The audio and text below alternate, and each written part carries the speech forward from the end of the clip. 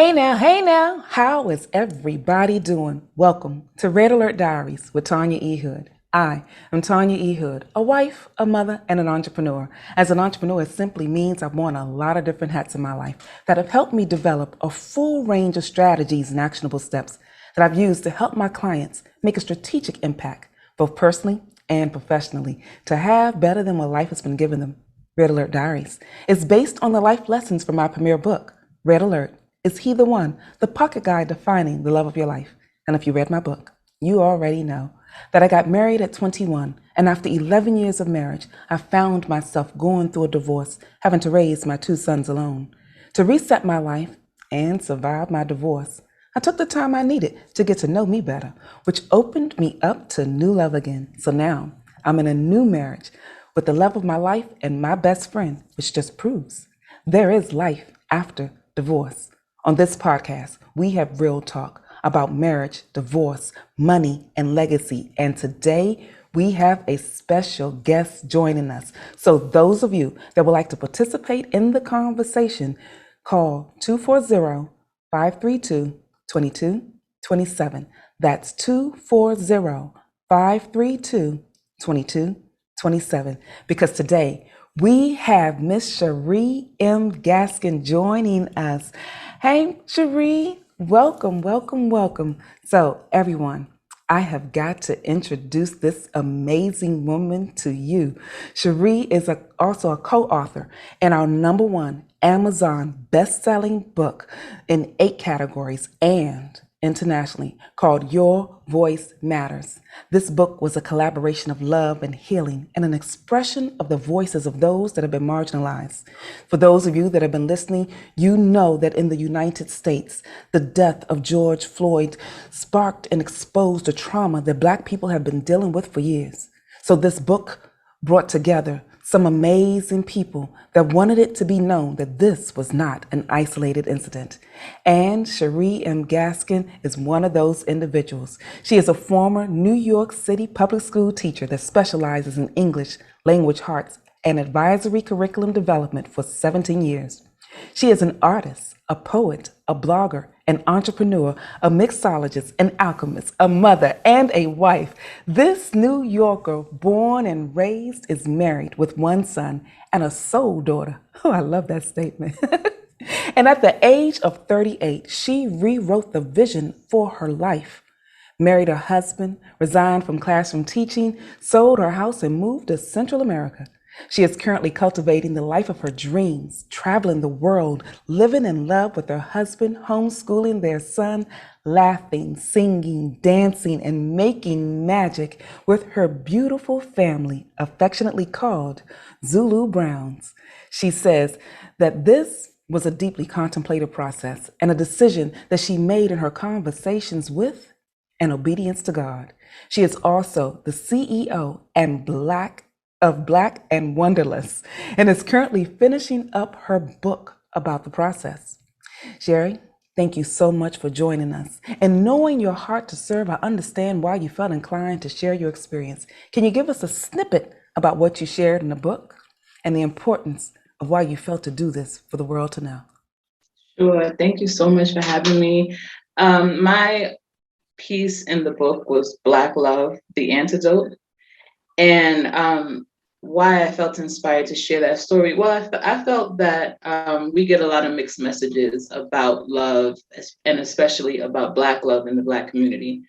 And I felt that it was important, if we're talking about Our Voice Matters, that the story of finding love, and not just finding love, but maintaining love and being in love, was an important one to share, because I think that my marriage is part of the legacy that I'm leaving for my son.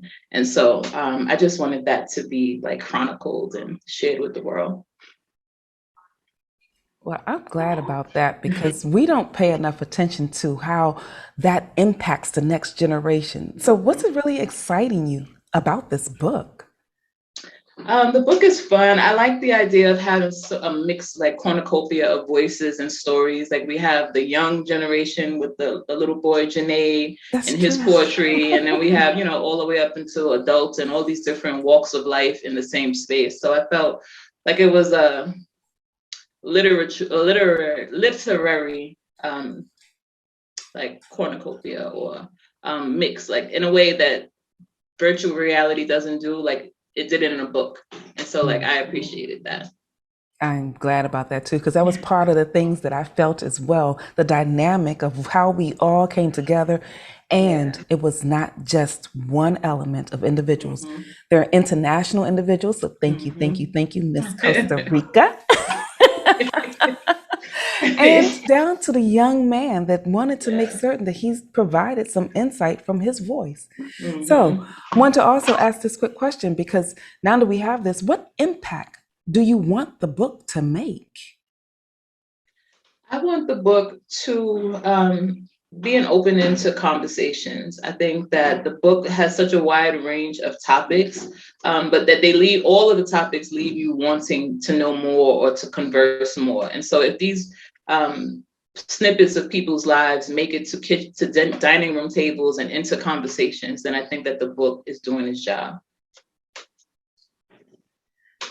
I agree with that one, because we don't pay enough attention to the fact that these are conversations that need to happen Mm-hmm. around the Yeah. dining room table so that people can Mm-hmm. grow and be inspired to make some Yeah. adjustments. Having said that, what inspires you?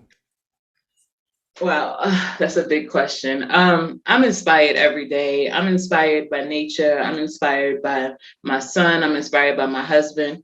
But what inspires me every day is other women who are living what I call the dream.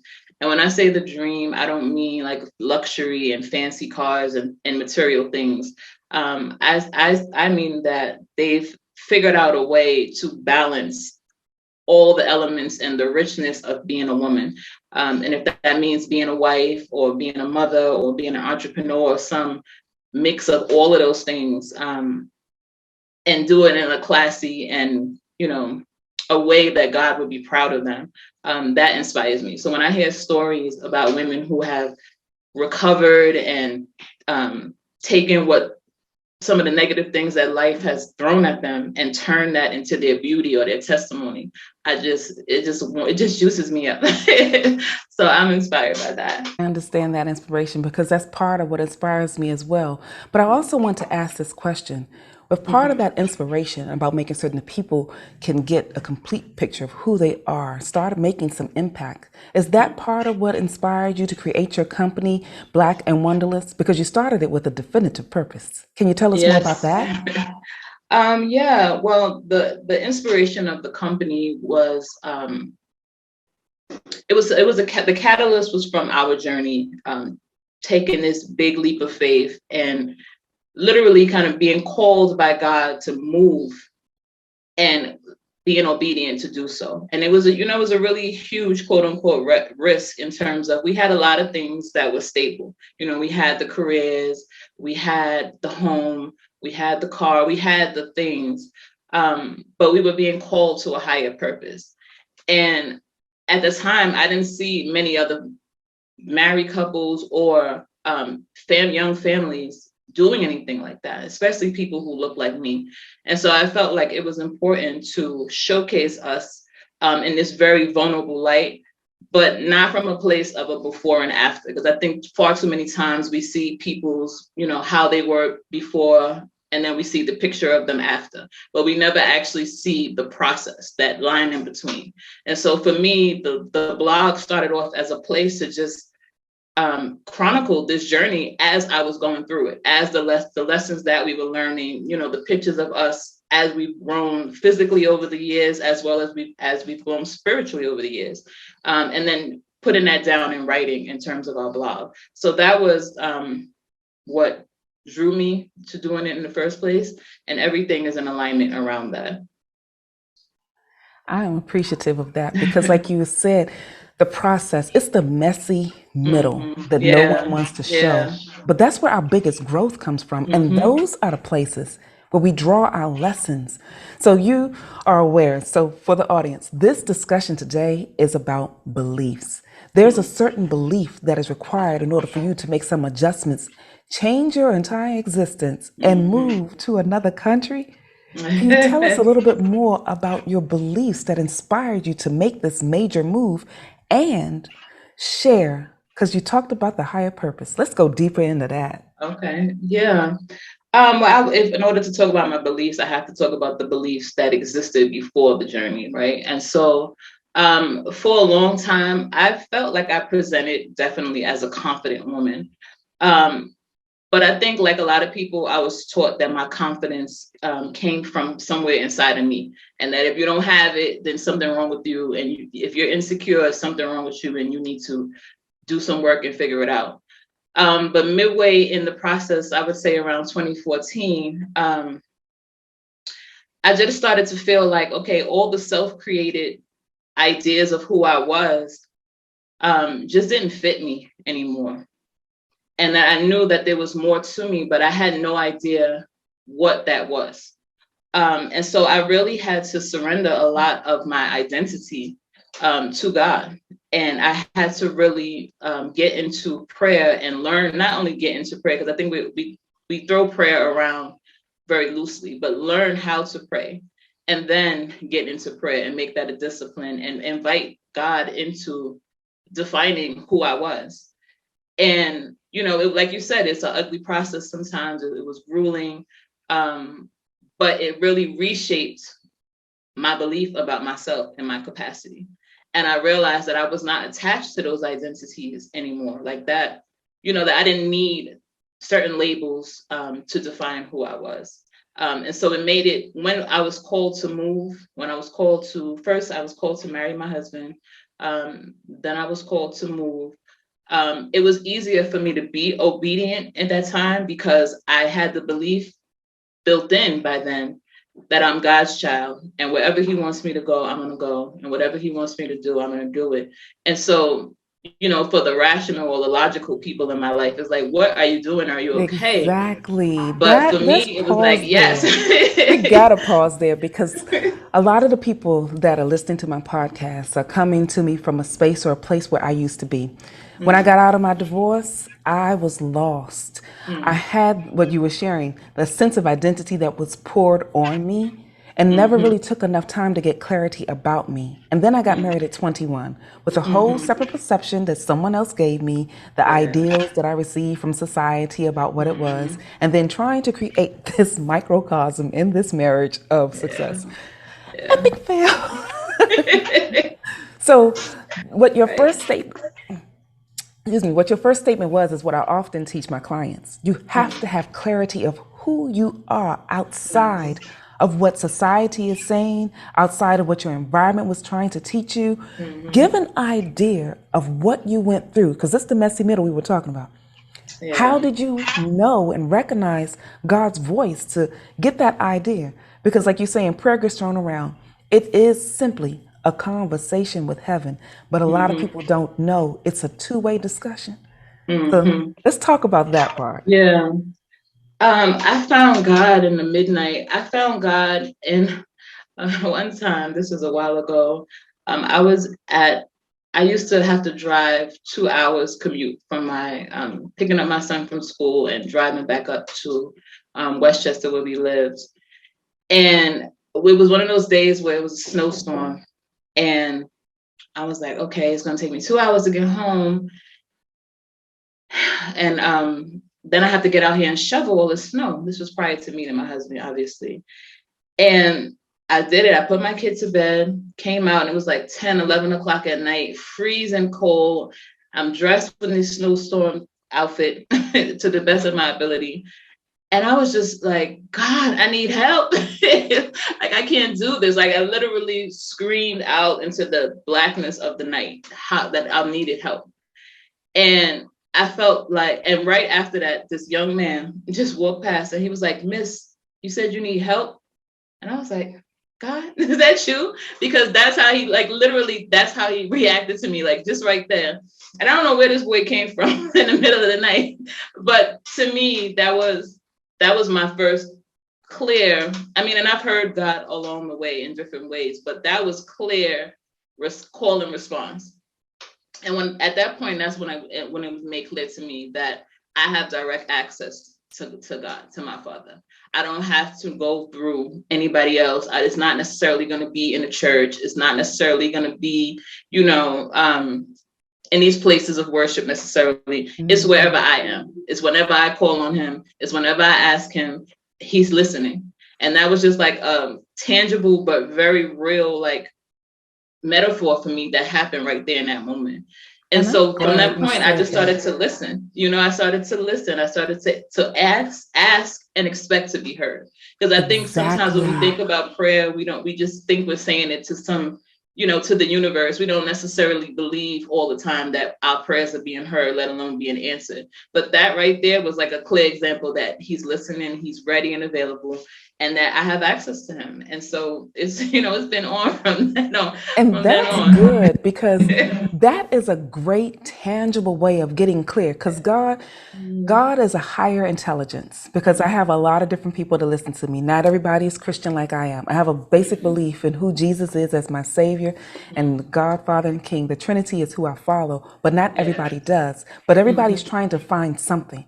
So for those of Right. you that are listening, that higher intelligence, there is one that exists. And if you just tap into it, it's not about religion because God never intended for us to have religion. Religion is man's way of trying to create the God that they desire to do the things that they would like. But there is a higher intelligence greater than us, knows more than us. So I have a clarity of what it means when they say God is omniscient and omnipresent, because that cry out in the dark, for those of us that had the conversion of knowing God is speaking to me, had a cry out in the dark. And it's Yes. us, that we are God's hands and feet. We are the ones that have to be tuned into the Spirit. And God will use whoever He desires, whether they choose to believe Him or not, because we are connected beings designed in the image of God. And if we ever, as a people, gain that insight in the individual elements of our soul, this thing called life can get easier. So Yeah. thank you. Yeah. Thank you so much for sharing that tangible example. So now that you got God's voice, how did you go through the transition? Because you said it got easier now that you heard him. What was it like to make the decision to move? Because you're born and raised here. You have a whole different country. Did you visit Costa Rica before? Or did you? No. No. We'll talk about None at that. all.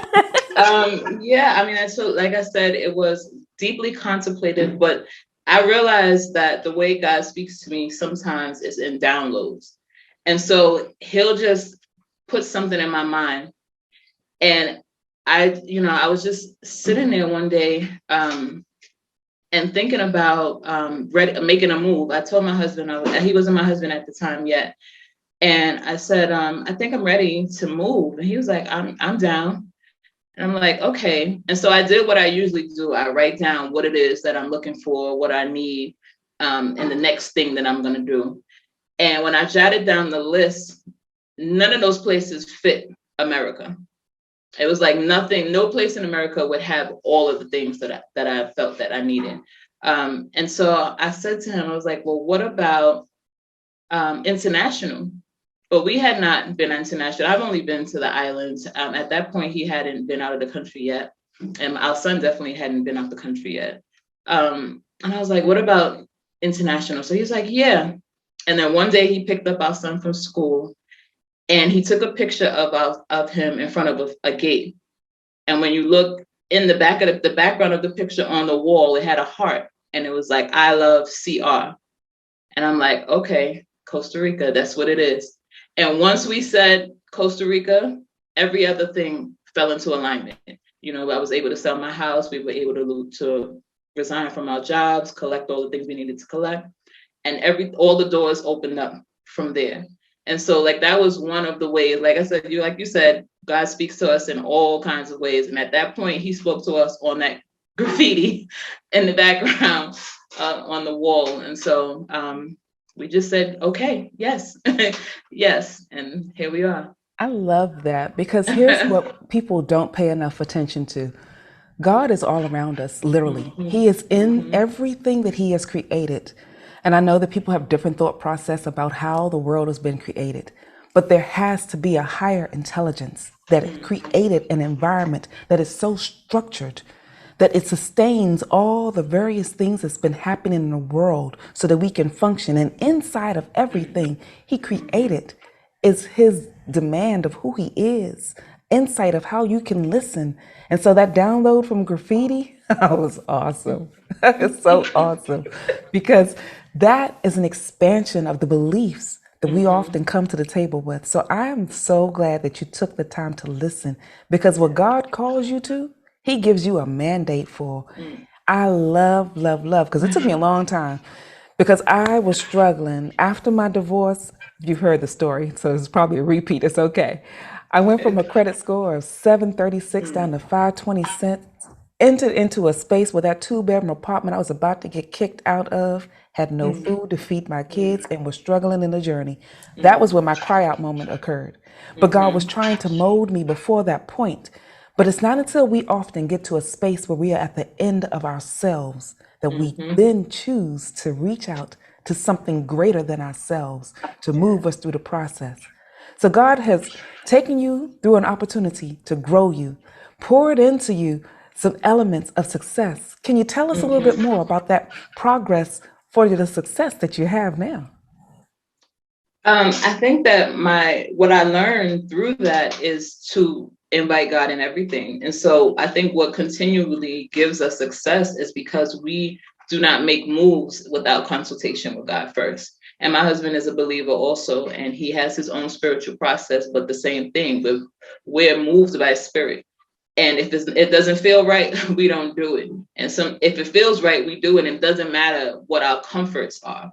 We're at a space now where we expect to be shaken up. We expect to move in ways that have not been normal for us because we don't fully know this version that God is creating us to be. We know the versions of us that we've already been, but this new version is foreign at this point. We're growing into that space. And so we know we are us. I definitely feel spiritually confident enough to understand that I can be humble and be humbled, and not take it necessarily personal when things don't go in a way that I wanted, what I thought I wanted things to look, because I know, okay, God, you have a plan for this. Like, it's so clear now that it makes it easier. I'm not saying it's easy, but easier to move in obedience, because I know that wherever he's taking us is going to be wherever is better than wherever we were. And so we have popped around all over the place. We have moved just at the right times. Some, like, one time we were called to move, and at the time we didn't know why we were being called to move again. But we did. And then right after that, the COVID pandemic came up. So I was like, had we stayed where we were, we would have been in all this financial turmoil. We would have had, it would have been way more problematic for us. But at the time, we were like months ahead of this international pandemic. We had no idea how it would impact us. See, But that right just, there, that part, having right. an omniscient God, because Yes, I right. know for me personally, with my husband and I, there was some financial deals that I was working in, and God was like, it's time for you to end this. And it was long before the pandemic even showed up, anybody having any conversations. But it was a part of a thing that I had been doing on and off for 25 years. Gave me the extra finances that I like to travel with, because my husband and I like to travel, and you've got to talk a little bit more about the traveling part. Okay. But with that element with myself and my husband, when God said, because he's a believer as well, when you have like-minded individuals that believe in a higher being, that higher intelligence gives you the insight to move through the process so that you are protected. And here's the thing about growth. Things that grow have to expand, and Yes. growing is Yes. not easy for anything. If you look at any living being, there are growing pains associated with it. And Yes. we as a people don't want to go through the pains of growth, but we want to see what's on the other side. So having said that, let me ask you, you stated with all the various things that you're having, that you have a special gift that you want to give to my audience. What is that? Yes, I would love to invite your audience to come to our e-commerce store. I created a design of Adinkra symbols, and it reflects the motto that we live by, which is go with God. And so our gear, our travel gear, as we call it, has our unique design on it. And people who wear it feel empowered to make big changes in their lives. I don't know what it is, but it is. And so I'm offering a 15% off coupon for anything in our store to your listeners. The code would be Red Alert 15, and it's on our website. So I'm going to put that in the comments below so that you all can get the chance to see it. And I thank you so much, Sheri, for pouring into my audience and sharing your story with us today. Are there any final thoughts you would like to leave the audience with before we go? No, I just would invite the audience to come to our blog, share your stories, follow us on Instagram, see what we're up to.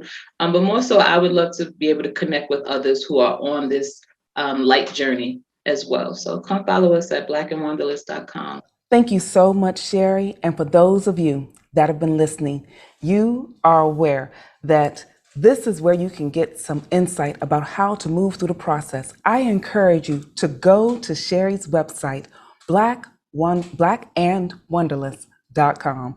There you can find the various merchandise that she has available to pour into you so that you can get the chance to see what she was just talking about. And for those of you that are on Clubhouse, join us every Tuesday at 6 p.m. Eastern Standard Time, where we'll have a discussion on mindset. And then we'll move into a continued conversation about this podcast on our Red Alert Diaries series at 7 p.m. Eastern Standard Time. And we'll wrap all that up with a conversation about the village woman. In the meantime, this is Tanya E. Hood walking in my purpose, and I want you to do the same.